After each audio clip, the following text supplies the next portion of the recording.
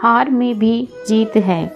अगर आपके मन का ना हो तो ऊपर वाले के मन का होता है, और ऊपर वाला कभी किसी का बुरा नहीं करता। जो होता है वो अच्छे के लिए होता है। एक छोटी सी कहानी आपने शायद कहीं ना कहीं सुनी हो, और अगर नहीं सुनी तो अब सुनने। कहानी बड़ी शानदार है। एक बार एक बंदा इंटरव्यू देने के लिए गया। ऑफिस बॉय का इंटरव्यू था।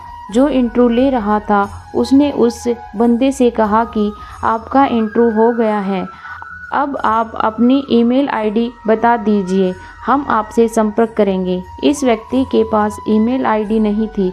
इसने कहा कि मेरे पास ईमेल आईडी नहीं है। तो जिस कंपनी में वह इंटरव्यू देने के लिए गया था उन्होंने कहा कि अगर आपके पास ईमेल आईडी नहीं है तो हमें क्षमा करें, हम आपको नहीं रख सकते। तो इस बेरोज़गार आदमी के पास कोई और ऑप्शन नहीं था, वहाँ से बाहर निकला। और जब वह बाहर निकला तो उसे समझ में नहीं आ रहा था कि ज़िंदगी जीने के लिए करूँ तो क्या करूँ।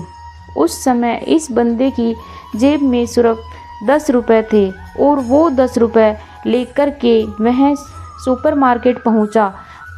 वहाँ से टमाटर खरीदे, और टमाटर खरीदने के बाद सोचा कि क्यों न इन टमाटरों को बेचने के लिए निकल जाऊं। घर घर जाकर उसने टमाटर बेचे। शाम तक उसके पास जो पैसे थे यानी कि 10 रुपये वो डबल हो गए।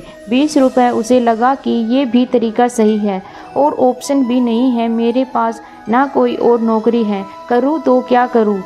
क्या तो अगले दिन 20 से 40, 40 से 80, 80 से 160 पूंजी बढ़ती गई। धीरे धीरे लगभग साल भर में इस बंदे ने एक ट्रक खरीद लिया।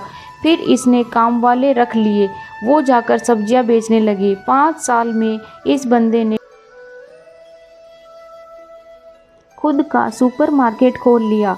तब इस बंदे के जेहन में आया कि अब अच्छी खासी दुकानें हैं, सुपरमार्केट है, इतने सारे लोग हैं, तो मुझे इंश्योरेंस करवाना चाहिए। इंश्योरेंस कंपनी वाले को कॉल करके बुलाया और कहा कि मुझे भी इंश्योरेंस चाहिए। एजेंट पहुंचे और बोले कि सर औपचारिकताएं कर लेते हैं, फॉर्म भर दीजिए, आप अपनी ईमेल आईडी बता दीजिए।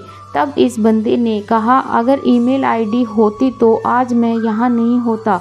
ज़िंदगी में कई बार हमें हार मिलती है, ज़िंदगी में कई बार हमें वो नहीं मिलता जो हम चाहते हैं, और तब हम सोचते हैं कि हमारे साथ कुछ भी अच्छा नहीं हो रहा, लेकिन शायद उस हार में भी कहीं ना कहीं आपकी जीत छुपी होती है।